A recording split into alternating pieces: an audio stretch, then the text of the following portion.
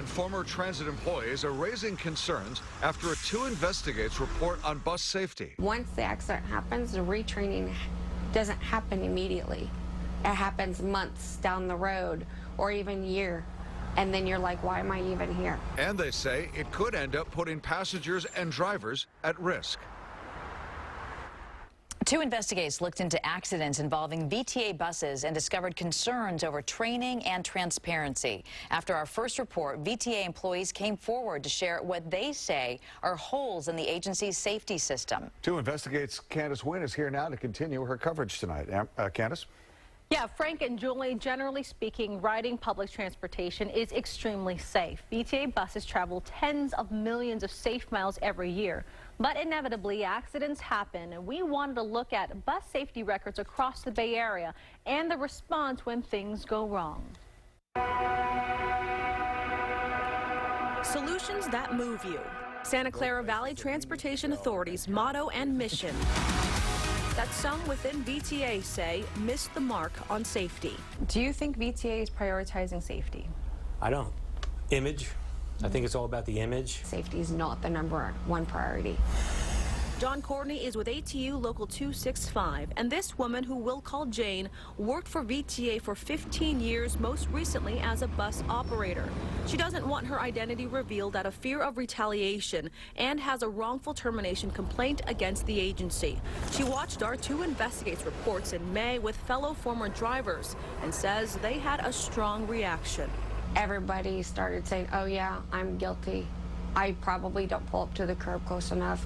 Oh, I'm guilty. I don't check the mirrors. Jane says she wasn't surprised when she learned a VTA bus ran over an elderly couple in 2015. According to VTA documents, driver Christine Husted already had multiple collisions on her record at the time.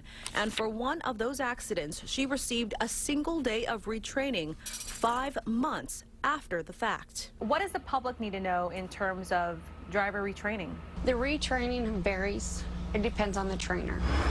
For an example, we went driving and he went and he wanted to go pick up a couple things, so we drove. He picked up the couple things from the store. We got back on the bus. We went back to the yard, and that was it. That was my retraining. And she claims that's if the retraining even happens. The retraining doesn't happen immediately. It happens months down the road or even year. And then you're like, why am I even here?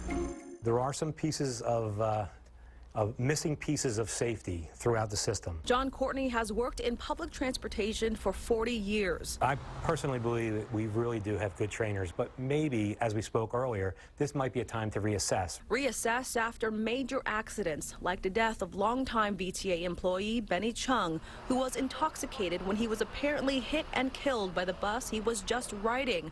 The manner of death only made public through a leaked internal memo. Hopefully we can start to refocus and take a real good look at our system. Inez Evans is VTA's Chief Operating Officer. She agreed to a phone interview. Considering the recent death of Benny Chung, is VTA taking a look at any of its safety procedures? We are constantly in review, Candace, to always look at the safety of our system, our safety protocols. 2 Investigates checked Federal Transit data. It shows VTA's collision rate is lower compared to similar-sized agencies. And since 2014, its injury accident rate has been significantly lower than that of AC Transit and SFMTA. But in terms of concerns about the quality and timeliness of retrainings, we found it's taken nearly 5 months to get the retraining done.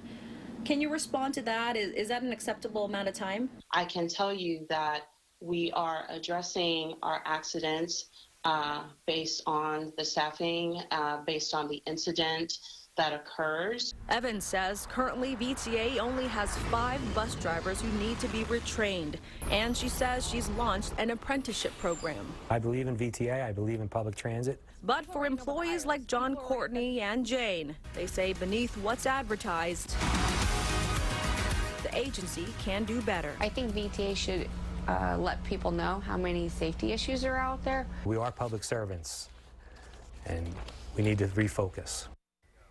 So we gave VTA specific documents showing a 5-month delay in retraining. The COO said she had no additional information to explain that time gap.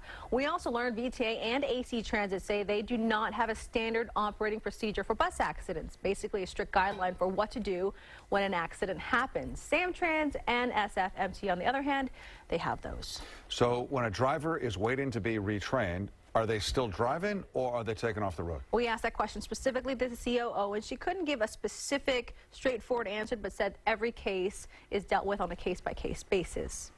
So it's still unclear. Candace, thank you.